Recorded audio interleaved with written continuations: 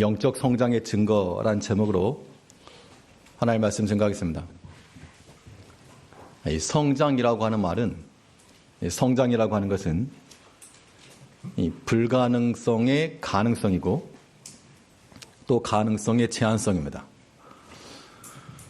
그 전에는 불가하였던 것들이 가능하게 되었을 때 성장했다라고 말할 수가 있고, 그 전에는 자기의 하고 싶었던 것들이 제한을 받지 못했는데 이제 절제가 되고 컨트롤된다.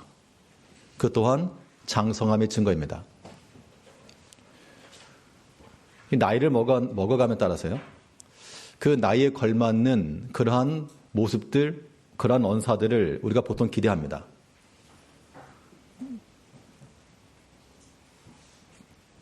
우리 육신의 나이로는 많은 나이를 먹었지만, 그러나 그 말하는 것이나 행하는 것이 그에 미치지 못할 때는 기대감이 줄어들죠. 반대로 초신자와도 같고 어린 자들인데 그 하는 말을 들어보니까 참 믿음 있는 말을 한다. 그러면 성장했다라고 말할 수가 있습니다. 우리에게 기대되는 바는 무엇인가? 저는 목사로서, 여기 계신 모든 직분자들로서, 또 오랫동안 신앙생활한 우리 성도들로서 나에게 기대되는 바는 무엇일까? 나는 무엇을 즐거워하고 무엇에 기뻐하며 또 어떠한 말과 어떠한 행실을 하고 있는가? 이런 것들 한번 생각해 볼 필요가 있다는 겁니다. 아이들을 키우다 보면 아이들을 통해서 배우는 게 많습니다. 이 둘째 아이가 교회 내에서 말을 잘 하진 않지만요, 좀 수다쟁이긴 한데, 둘째가 좀 진심인 게 하나 있습니다. 뭐에 대해서 진심인가 하면 음식, 먹는 거에 진심입니다. 그래서 먹는 것도 아무도 잘 차려서 먹고 자기가 알아서 뭐 이것저것 봐가지고, 좋아하는 것 중에 제일 좋아하는 게 뭐냐면 연어를. 그러니까 생일 선물로도 연어 사달라고 할 정도인데, 그런 코스트코 가면 큰 거 있잖아요. 비싸니까 가급적이면 장 보러 가자 할 때 이 핑계 저 핑계 대가면서 안 가면 지가 막힌다 이런 식으로. 서초동이 가까운데 롯데마트가 있어가지고 밤에 가면 한 20-30% 싸게 줍니다. 그래서 조그만 팩을 하나 사가지고 오는데, 이 주차장에서부터 이제 오는데 아이가 그러는 거예요. 아, 설렌다. 그거 이제 먹을 생각이, 설렌다. 저 초등학교 4학년이 먹을 거 가지고 설렌다. 그게 좀 애가 좀 그렇다. 근데 공교롭게도 막내 아이가 지난주부터 아빠 그 뻥튀기 나눠주면서 하나님 믿으세요 하는 거 언제 해요? 그러는 거예요. 전도 언제 하냐 그 얘기예요. 그래서 다음 주부터 할 거라고. 지난 금요 기도회 끝나고 돌아갔는데 안 자고 있더라고요. 아빠 지금 뻥튀기 나눠주면서 하나님 믿으세요 언제 해요? 내일부터 한다 그랬더니 너무 설레서 잠이 안 와요. 그런 거예요. 제가 그 말을 듣고 한 대 맞은 것처럼, 나는 우리 애 입에서 나오는 말을 어떻게 받아야 할지 모르지만 내가 토요 전도 시작한다라고 광고를 했어도 잠이 안 올 정도 설레거나, 나는 그런 적이 없는데 이제 초등학교 이제 막 들어간 애가 설레서 잠이 안 온답니다. 금요일 저녁 그 시간대. 물론 나와가지고 한 건 없어요. 그냥 뻥튀기 먹고 돌아다니는 것밖에 없는데, 그 말 자체를 제가 듣고, 물론 애 입장에서 뭘 말하는 게 아니고요. 만약 하나님께서 우리들의 입에서 나오는 말을 들었을 때 어떠한 판단하실까, 그런 생각을 한번 해봤습니다. 우리는 보통 어떤 마음 같죠? 어떻게 하면 빠질까, 이런 생각하는 거죠. 어떻게 하면 무슨 약속을 잡지? 어떻게 하면 빠질까, 이런 마음인데, 하다못해 저라도 목사님에도 불구하고 전도만이 문제가 아니고요. 설교도 그렇고, 설교를 하기 위해서 너무 설레가지고 잠이 안 오고, 이게 아니고 내일 뭔 설교해야 되나, 그러니까 부담은 있었지, 설레서 잠이 안 오고 그런 정도까지는 아닌데, 근데 만약 그런 마음을 가지고 임한다 그러면 정말 하나님 기뻐하지 않을까, 이런 생각을 좀 해봤습니다. 저를 예를 들었지만 여기 계시면 다 지금 본인 얘기하는 겁니다. 지금 우리가 말하는 것은 항상, 그럴 수 있죠. 오늘 가서 연어 먹어야지, 그것 때문에 막 설레가지고 그런 거 말고, 우리가 조금은 더 어린아이 같은 마음을 가지고, 내가 하나 앞에 오늘 토요일 저녁, 내일 주일 예배 드리는 것이 너무 설레고 기쁨이 되고, 또 이번 주 앞에 봉사하는 이 마음, 이 계획이 너무 설레고, 그런 마음을 가진다 그러면 하나님께서 많이 장성했구나. 우리가 신앙의 횟수로만 자랑할 것이 아니고 실제로 하나님께서 그래 내가 참 예전과 다르구나. 좀 더 장성했구나. 이러한 평가를 받는 것이 중요하겠다라는 생각을 해봤습니다.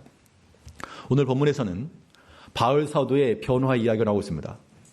물론 갈라디아서를 기록했던 이때는 그 후의 일이지만 그가 어떻게 해서 예수님을 만났고 내가 어떻게 변화되었으며 그 과정, 초창기 과정을 설명을 해주고 있습니다. 그러니까 바울이 변화된 모습을 보여주고 있는데요. 이 변화의 모습을 통해서 그러면 이제 바울의 변화가 아니라 우리 자신들은 우리 자신은 어떤 변화를 이룰 것인가? 이런 영적 성장의 증거로서 우리가 어떠한 모습을 이룰 것인가? 오늘 본 말씀을 통해서 살펴보도록 하겠습니다. 첫 번째로 생각해 볼 수 있는 것은 영적 성장의 증거라고 하는 것은요. 내적으로 믿음의 판단이 되어야 됩니다. 그러니까 믿음의 판단이 세워진다라고 하는 것, 우리 마음과 생각 중에 믿음의 판단이 세워지는 것 자체가 장성했다라고 하는 증거가 되는 겁니다. 믿음으로 판단한다는 거 무엇입니까? 믿음으로 판단한다는 것은 우리의 모든 관점이 하나님 관점으로 바뀌는 걸 말합니다. 하나님 관점에서 우리가 보고 그 마음의 새하를 줄 알 때 그것이 하나님 관점에서 하나님 믿음으로 사는 길이 되는 겁니다. 오늘 본문 1장 15절 말씀에서는요. 그러나 내 어머니의 태로부터 나를 택정하시고 그의 은혜로 나를 부르시니까 나를 택정하시고 나를 부르시니 그러니까 여기서는 지금 주체가 내가 아니죠. 나를 부르시니가 주체입니다. 지금 말은 뒤에 나왔지만 나를 부르시니 그가 나를 불렀고 나를 택정하셨다. 그러니까 지금 자기 자신을 어떻게 이해하고 있는가 하면 자기 자신 입장에서 지금 자기를 살피고 있는 게 아니고요. 내 모친의 태로부터 나를 택정하시고 나를 불러주신 그 하나님의 입장에서 지금 우리를 보고 있다는 겁니다. 우리 모든 신앙인들의 관점이 이렇게 바뀌어야 됩니다. 믿음으로 판단한다는 거요. 다른 거 아닙니다. 하나님의 그 마음을 가지고 그 심장을 가지고 우리가 말하기도 하고 행동하기도 할 때 그게 우리의 장성한 자의 증거가 되는 것이죠. 어린아이들이 철이 들었다라고 판단할 때가 언제입니까? 보통 부모님들이 애들이 좀 철이 들었네 라고 판단하는 대부분은 부모의 마음이 헤아릴 줄 안다는 거죠. 더 이상 아이들처럼 응석 부리지 않고 떼쓰지 않고 또 부모의 마음을 헤아릴 줄도 알고 또 그 고통도 이해할 줄도 알고 그런 말과 행실이 있을 때 철이 들었다, 장성했다 그렇게 평가하는 것처럼 우리가요 정말 응석바지처럼 우리 응석바지인지 아닌지 어떻게 하는가 하면 기도하는 내용 보면 알아요. 기도하는 내용. 물론 기도도 안 한다 그러면 큰 문제긴 한데 그 기도하는 내용을 보면 다들 그냥 사탕이에요. 사탕. 우리의 간구하는 기도 속에 하나님의 영광이 있는가? 우리의 간절한 기도 속에 하나님 향한 헌신과 봉사와 우리의 경건함과 거룩함과 충성함이 있는가? 그것보다는 보통 다들 자기 콩고물이 있는 거예요. 다 자기 관련된 거. 하나님 관점으로 본다는 게 무슨 의미인가 하면요. 보통 부모님들 자녀 사랑 특별하시죠. 우리 제일교회도 우리 모든 성도님들 다 자녀 사랑 특별하실 겁니다. 그러면 내 자녀에 대한 그러한 특별한 마음을 가지고 있으면 그 자녀들 위해서 수고하는 게 아까우신가요? 안 아깝죠. 내가 내 자식 잘 된다 그러면 뭐라도 하겠다. 그런 마음을 가지실걸요? 그러면 자녀에 대한 마음이 우선시가 되게 되면요. 그 행동하는 모든 것들이 말 그대로 우선순위가 바뀌게 된다 그 얘기입니다. 우리가 하나님 관점을 간다는 게 무슨 의미인가 하면요. 우리가 하나님의 관점에 선다. 내가 자식을 위해서라면 나 물불 안 가린다. 그렇게 행하는 것처럼 우리가 하나님의 관점을 가지게 되면 하나님의 일을 이루기 위해서 우리가 앞장서게 된다는 겁니다.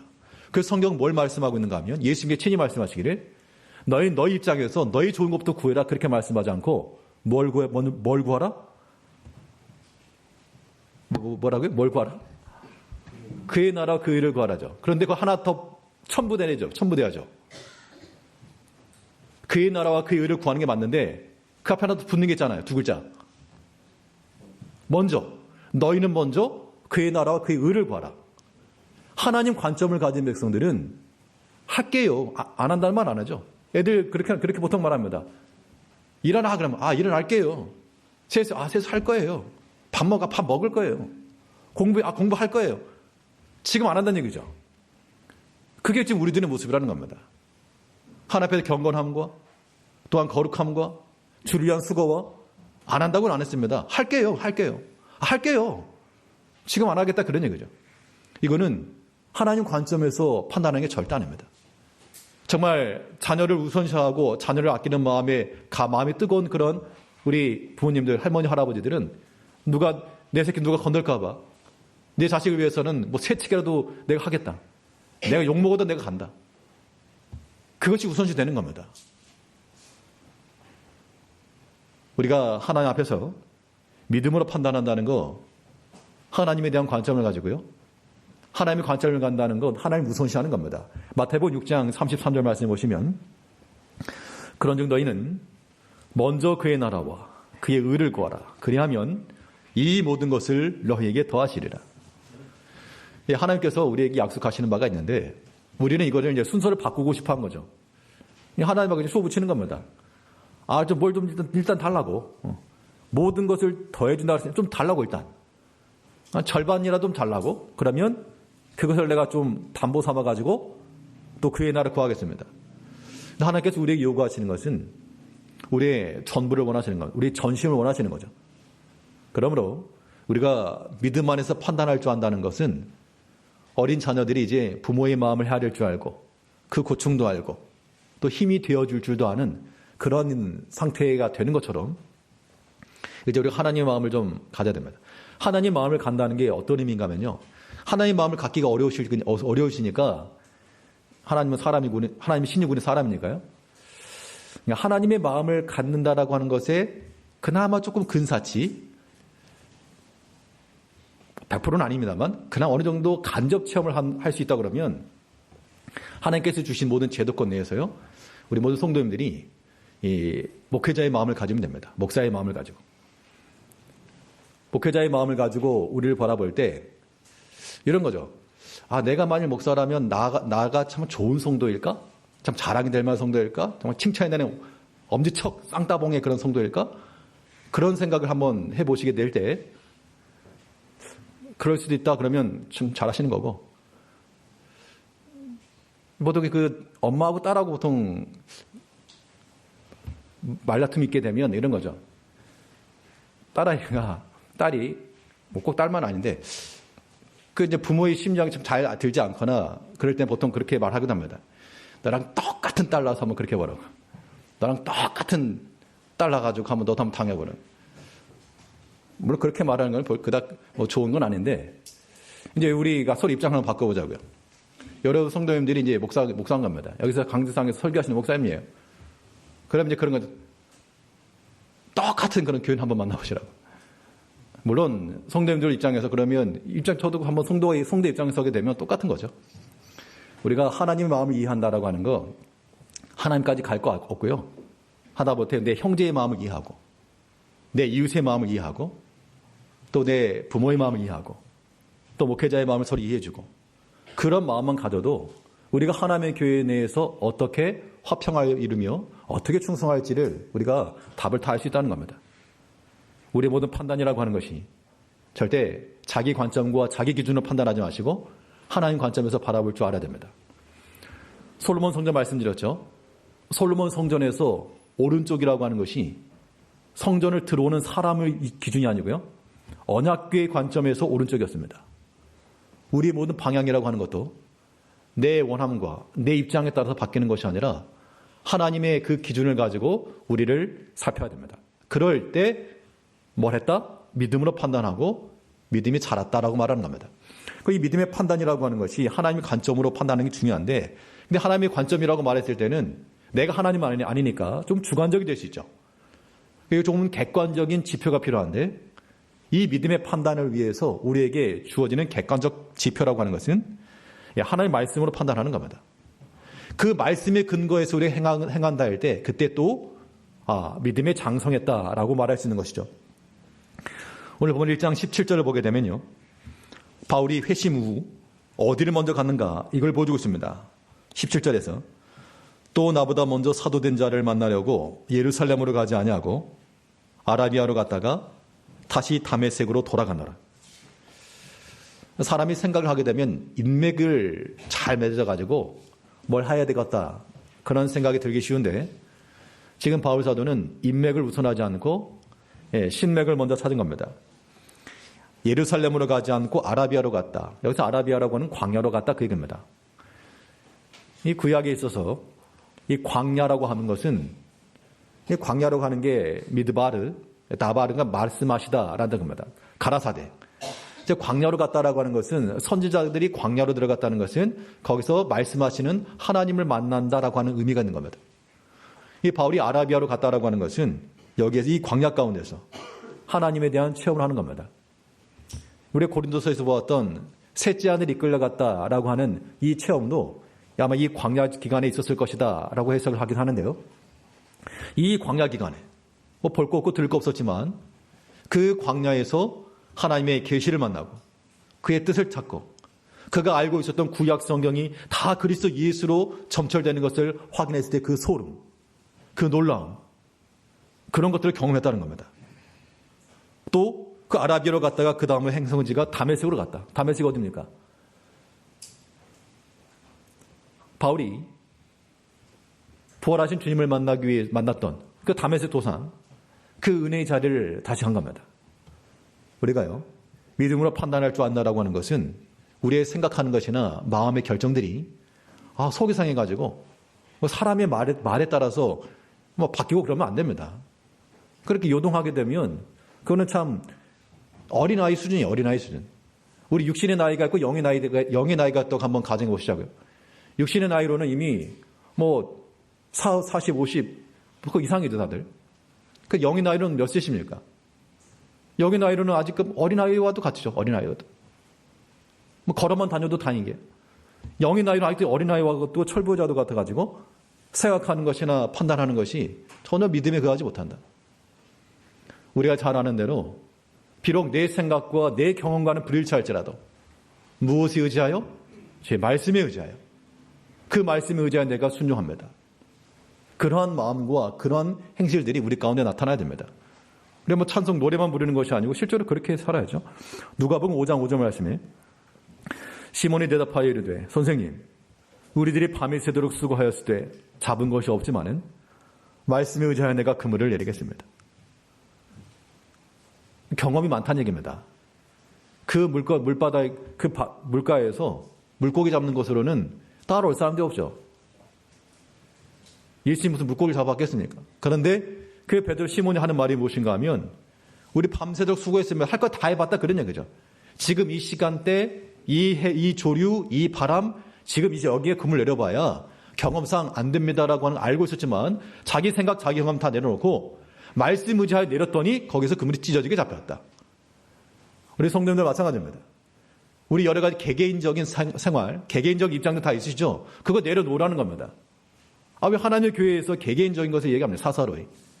그거 내려놓고 내 개인적인 경험과 지식으로는 아니나 하나님 말씀이 우리 가운데 그러하다라고 하시면 비록 내가 수고하였고 밤새도록 수고하여서 얻은 것도 없지만은 말씀에 의지하여서 행하겠습니다. 최소한 그러한 반응들은 나와셔야죠. 이게 믿음의 성장의 증거라고 하는 겁니다. 모든 판단은 하나님께서 하시는 거죠. 이제 우리가 하나 앞에서 우리의 모든 판단과 결정은 무엇에 근거하는 것인지 우리가 그냥 팔랑팔랑 기가돼가지고 이 사람이 말하면 이렇게 기울어지고 저 사람은 저 말은 저렇게 기울어지는 거 말고 오직 주의 말씀이 우리 마음 가운데 중심이 되어서 좌로나 우로나 흔들림 없이 기울어짐 없이 그 말씀 의지하여서 그 말씀 의지하여 내가 행합니다. 지금도 마찬가지입니다. 혹시나 성도님들 마음속에 평안함이 없다. 뭔가 불편하다. 괴롭다. 화가 난다. 밉다. 그러면 아직 애기들. 그냥 나이는 지금 내 얼굴에다가 기저귀 차고 있다고 생각해 보십시오. 이거 참 끔찍한 겁니다.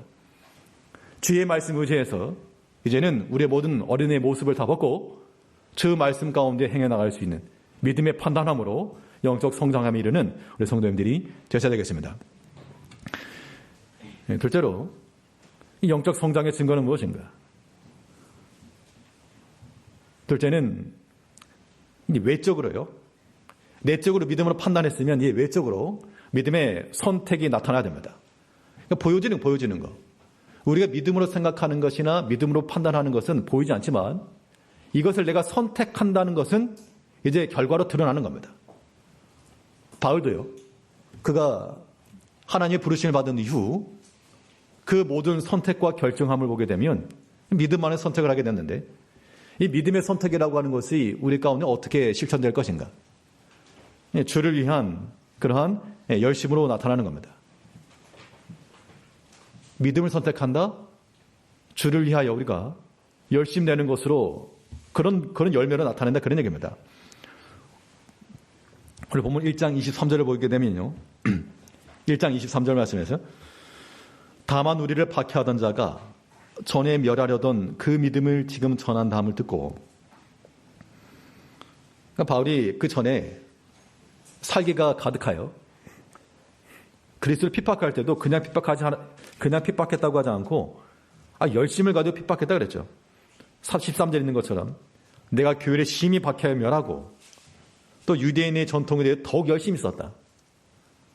그럼 그 열심이라고 하는 것이 결국 바울 자신에게 있어서는 하나의 흑역사겠죠. 그 지난 과오를 많이 하기 위해서라도 지난날의 열심, 그 이상의 열심을 지금 나타낸 겁니다.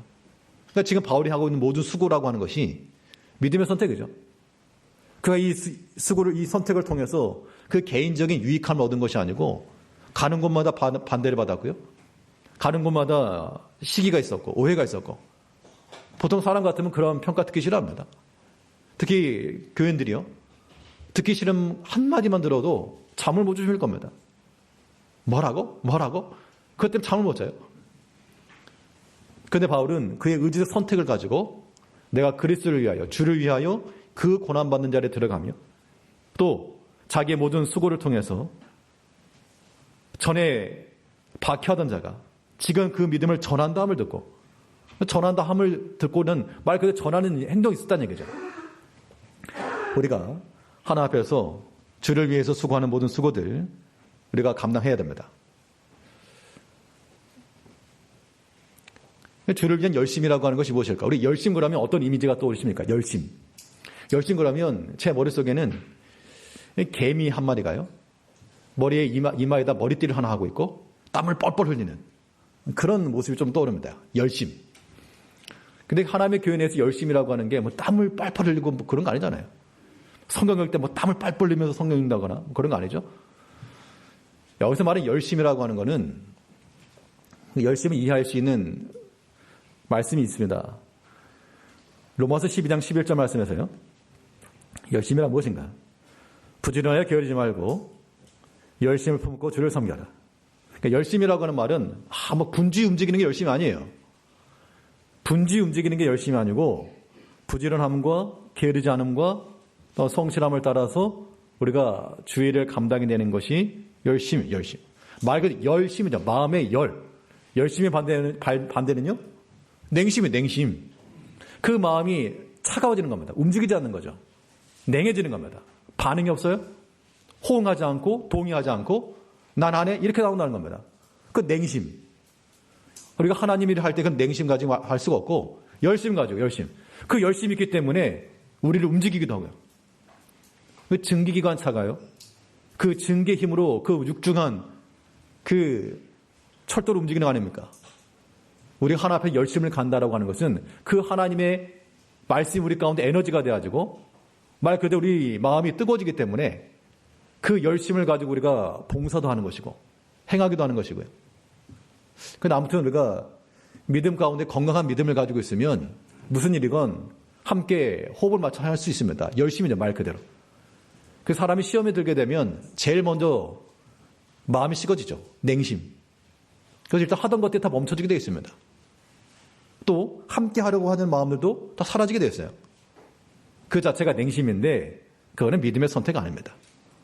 그것은 장성한 자의 모습이 아니고 점점 어린아이가 돼가는 거예요. 하나님께서 판단하실 때 너 왜 뒤로 가냐? 너 왜 자꾸 어려지냐? 우리 모든 신앙의 삶에 있어서 우리의 선택이라고 하는 것이 주를 위한 선택, 이 믿음의 선택이 된다라고 하는 것은 주를 위하여 우리가 수고하는 것과 열심 내는 것, 또 고난받는 그 자리까지 들어가는 것 다 포함되는 겁니다. 예수님께서 십자가를 지실 때 그 목적이 좋죠. 우리를 구원하시기 위해서, 하나님의 뜻을 이루기 위해서 고난받으신 겁니다. 그 고난이라고 하는 게 자기 자신이 유익한 게 없잖아요. 하나님의 뜻을 이루시기 위해서, 우리를 구원하시기 위해서 좋은 목적을 가지고 있음에도 불구하고 예수님께서 받으신 것은 비난, 욕. 그러니까 예수님께서는 그걸 다 온전히 감당해내셨다는 겁니다.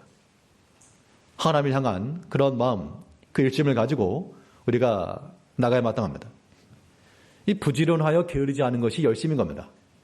그러니까 우리 성도님들은 하나님께서 명하신 그 자리 잘 지켜내는 거, 그 열심이에요. 그러니까 하나 앞에 예배하는 것도 지금 내가 앉아있는 그 자리 예배 시간 없다 그러면 거기 차가워질 거 아닙니까? 누구 하나가 엉궁댕이 대고 거기 따뜻하게 해야 되는데 우리가 하나 앞에 열심을 낸다라고 하는 거, 우리가 하나님께서 명하신 모든 입장 상황 가운데서 핑계하지 않고요, 주를 위해서 힘을 다하여 우리가 수고를 해야 됩니다. 그럼 이러한 열심의 궁극적 목적은 무엇인가? 우리가 주를 위해서 수고하고 헌신하고 이러한 열심을 하는 그 마지막 최종적 목적은 무엇을 향해야 될 것인가? 바울 사도는 본 말씀에서 그 우리의 최종 목적을 하나 말해주고 있습니다. 우리의 행하는 이 모든 믿음의 수고들, 이 믿음의 행위의 가장 마지막에 있는 궁극적 목적이라고 하는 것은 하나님의 영광에 이르는 것, 하나님의 영광에 이르는 것이다. 성경에서 말하는 것처럼 우리가 뭘 먹든지 마시든지 뭘 하든지 간에 하나님의 영광을 위하여 하라 그랬고, 또 바울도 자기 자신을 통해서 하나님께 영광이 돌아가는 것을 지금 영광스럽게 생각하고 있는 겁니다. 오늘 본문 1장 24절 말씀을 보게 되면 마지막 절에서요, 나로 말미암아 하나님께 영광을 돌리니라. 23절과 연관해서 보게 되면 전에 박해하던 자가, 그리스도를 박해하던 자가 이제는 그 믿음을 전한다는 말을 듣고 사람들이 나를 통해서 하나님께 영광을 돌렸다, 그 얘기입니다. 자, 이거는 중요한 말씀입니다. 자, 하나님께 영광을 돌리는 방법이 내가 뭘 해서 제가 영광 돌립니다 그런 의미가 아니고 나를 통해서 다른 사람들이 하나님께 영광 돌렸다는 얘기죠. 자, 그러면 내가 참 별 일 없어도요, 우리가 믿음 안에서 수고하고 힘써 행하는 이 일을 보고 주변에 있는 다른 성도들이 참 믿음 안에 생각하시는구나, 분명 힘든 건 뻔히 아는데 참 열심히 하시는구나, 그걸 보면서 그래서 하나님께 영광을 돌린다는 겁니다. 어떤 교회 초신자가 왔다고 한번 생각해 보시자고요. 먼 거리에서 왔습니다. 그럼 우리가 볼 때 멀리서 이렇게 오셔가지고 그래도 열심히 내시는구나, 열심히 내는구나, 그런 평가를 하게 되면 하나님께 영광이 되는 거죠. 그런 측면에서 우리가 우리 자신이 하나님의 영광을 돌리는 것도 필요하고요, 또 나를 통해서 다른 사람들이 하나님께 영광을 돌린다, 이것이 또한 우리의 삶의 목표가 되어야 됩니다.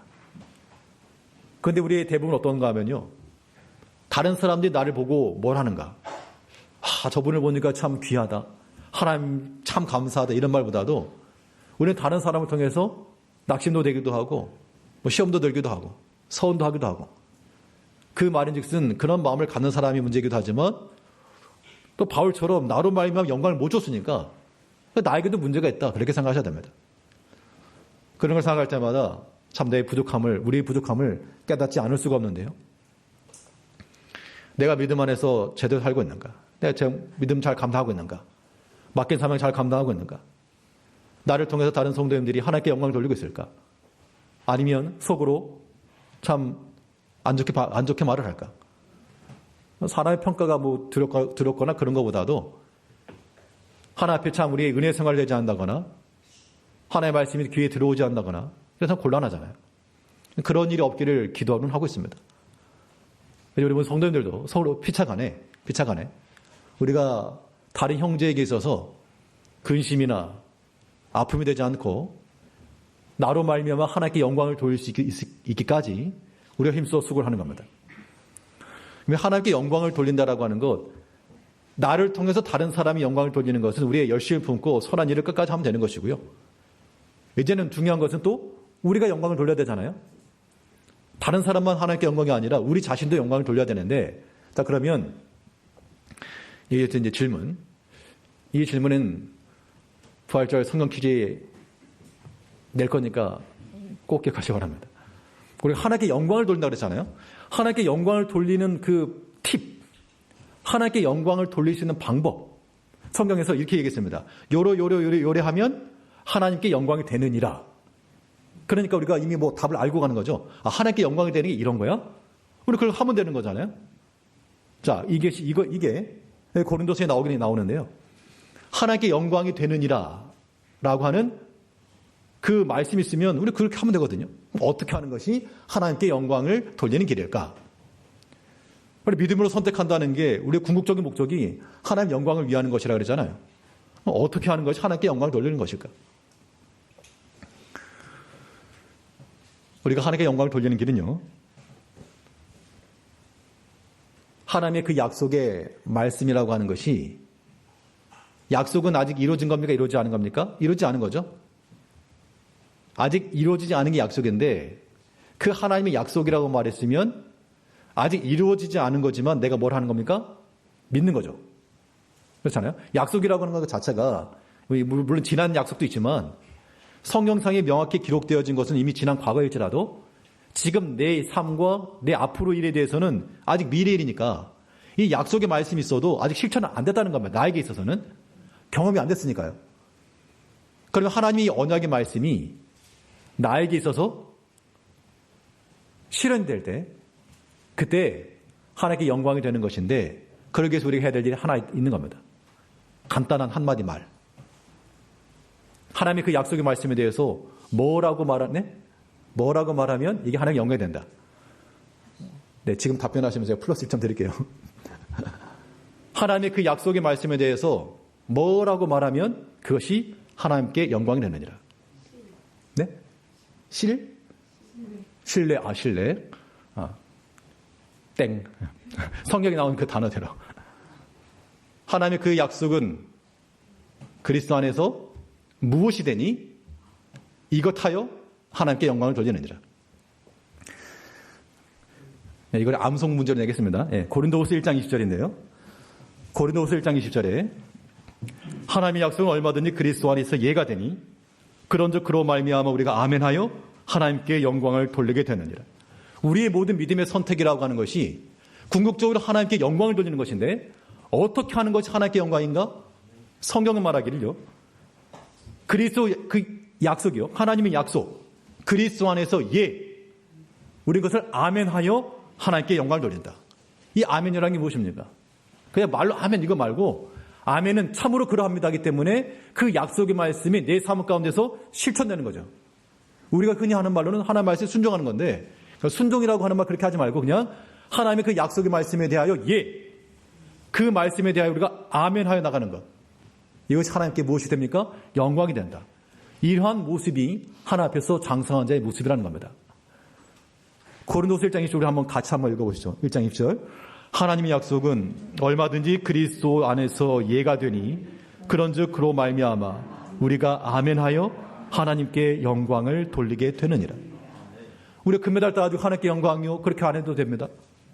하나님의 그 약속을 믿고 지금 내 상황 가운데서 지금 그 말씀대로 살 형편이 안 될지라도요, 말씀 의지하여 그물을 내리겠습니다. 이게 아멘하여 행한 겁니다. 그게 하나님께 영광이라고요. 그러니까 우리가 하나님께 영광을 돌릴 수 있는 길은 우리의 상황이 좋은 상황, 아무 염려 근심이 없는 상황에서 영광되는 것이 아니라 어떻게 보면 좀 어려운 상황들에서 하나님 말씀 아니고서 해결할 수 없는 그런 극한의 상황 가운데서 우리가 말씀에 의지하여 행하겠습니다라고 하는 그 약속의 말씀에 대해서 아멘하여 나갈 때 이것이 하나님께 영광이 된다. 그러면 우리가 처한 여러 가지 어려움과 곤란할 때는 하나님께 영광을 돌릴 수 있는 좋은 재료가 된다. 그런 믿음을 가지시고 하나님의 말씀을 의심하지 마시고 이 한 주 동안에 약속의 말씀 하나님 앞에서 아멘하여 영광을 돌리고자 하는 그런 믿음의 선택을 가지고 이런 영적 장성함의 모습을 가지고 살아가시는 우리 성도님들 되시길 바라겠습니다. 기도하겠습니다. 우리를 사랑하신 아버지 하나님,